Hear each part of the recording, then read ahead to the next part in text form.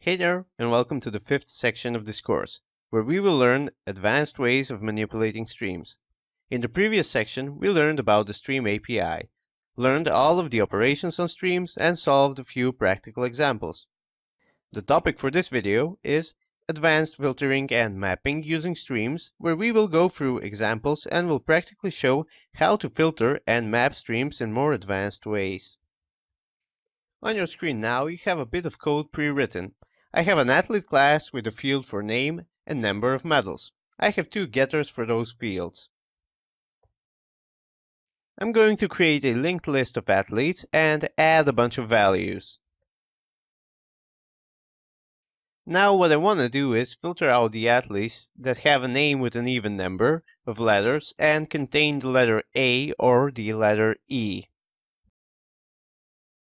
For that, I create a stream and map each of the athletes to their name using the getName method and splitting it using a regex for empty spaces. This effectively separates the name from the surname. Now I will use a filter for checking if the length of the name is an even number.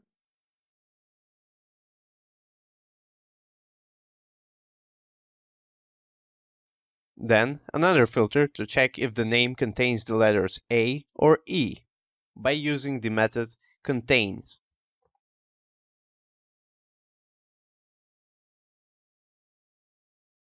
Afterwards, I will use a for each to print out all of the athletes in the stream.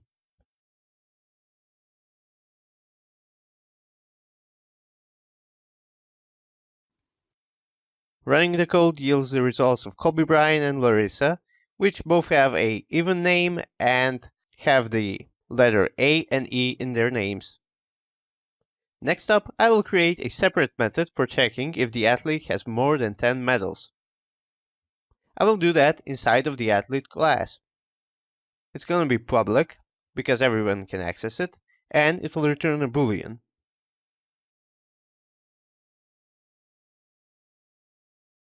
Now, I want to filter out the athletes that have more than 10 medals using this method. Inside of the filter, I will make a method reference to this method. By doing so, it filters out each and every athlete that has a medal count of more than 10. This method referencing may be important if you want to reuse a certain predicate in more than one stream. Running the code shows that indeed the stream has filtered out the correct athletes. With this, we conclude the topic for this video, where we implemented more advanced ways for filtering and mapping elements in streams.